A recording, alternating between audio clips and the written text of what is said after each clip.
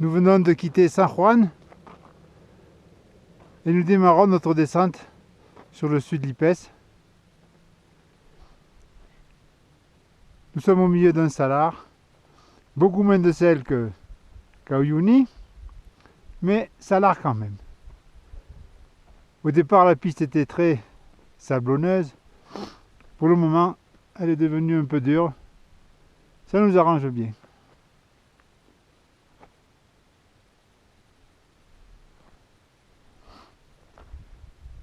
Toujours des volcans. Ici, pas besoin de boussole. On s'oriente au volcan. Heureusement, parce que la nôtre commence à avoir des signes de faiblesse. Donc, on en profite.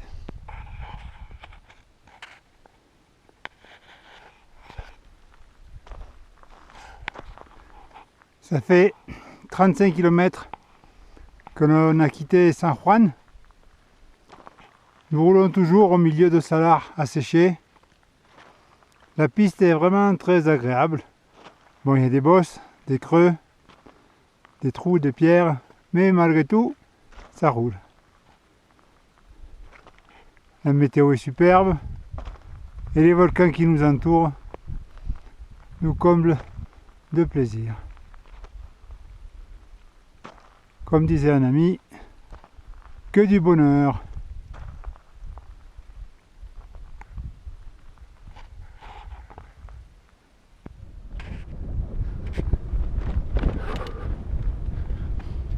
On pourrait croire ce paysage monotone. Bien au contraire, nous sommes au paradis. On contourne un volcan et un autre se dévoile derrière. Vu les distances parcourues avec nos petits vélos, je peux vous dire que l'on a tout le temps de voir les miracles se produire.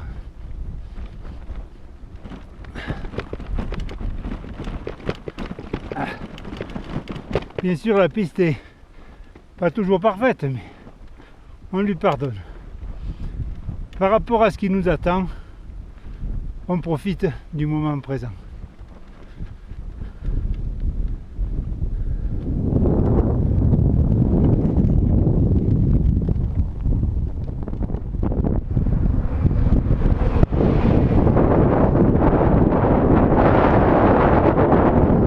Heureusement, le vent souffle dans la bonne direction.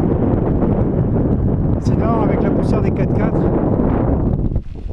on ressemblerait à des bonhommes de neige.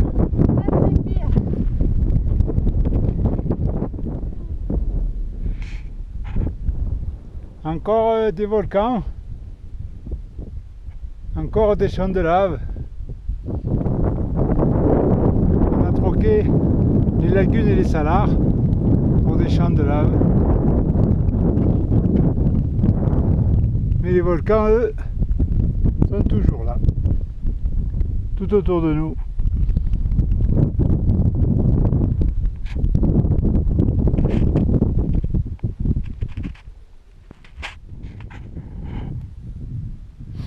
Au sommet du volcan, ce n'est pas de la neige comme on le pensait hier, lorsqu'on était à 20 ou 30 km, mais tout simplement du soufre. D'ailleurs, nous avons croisé une mine de soufre, apparemment désaffectée. Sur le haut, on voit encore des fumerolles, ce qui prouve que ces volcans sont encore actifs.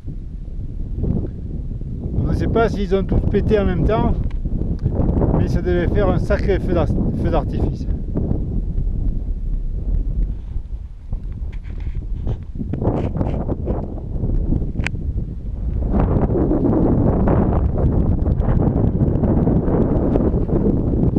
Le décor est toujours aussi époustouflant, mais ça nous coûte. Ça fait 5 heures qu'on est parti, on a fait 20 km et on se sent vraiment fatigué. Donc on s'arrête pour manger, on espère que l'énergie reviendra. La piste, c'est soit de la tôle, soit du caillou, soit du sable, et bien entendu, ça monte. Et dans les descentes, on ne peut même pas monter sur le vélo parce que c'est vraiment trop dangereux. Bon, on va y arriver. Avec le Clos. Ouais, bien sûr. Tranquille.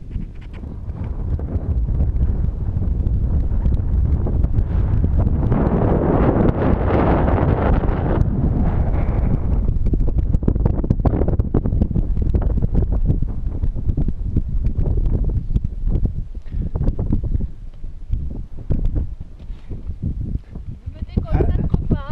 Allez la Clo-Clo, tiens bon la barre. Sinon, je vais me casser la gueule si tu me déconcentres.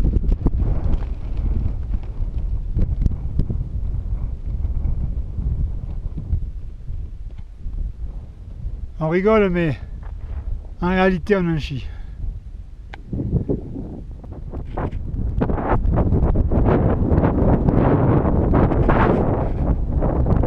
Notre première lagune que nous attendons depuis ce matin, elle est là. Et on regretterait. Mais je pense que on aurait pu s'engager sur de telles pistes avec ma jante fatiguée. Ça me donne des frissons. Elle n'aurait pas tenu 3 km. En attendant, on est là. D'après les renseignements, ici, on devrait trouver de l'eau. Parce qu'on commence à en manquer. Qu'est-ce que c'est beau. Nous sommes à la lagune Canapa.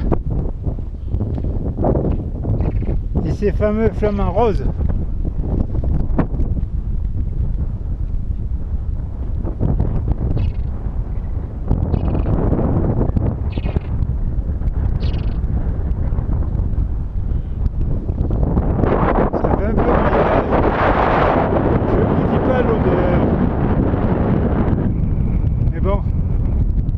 Faire marcher ses yeux et pas son nez.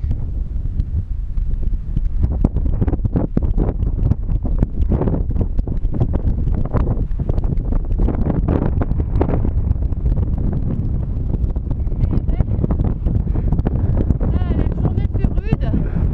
Je crois que j'ai jamais autant poussé le vélo de ma vie. Mais bon, quand on arrive là, il faut voir ça. On oublie tous les soucis qu'on a eu pour arriver jusque là. Toutes les difficultés.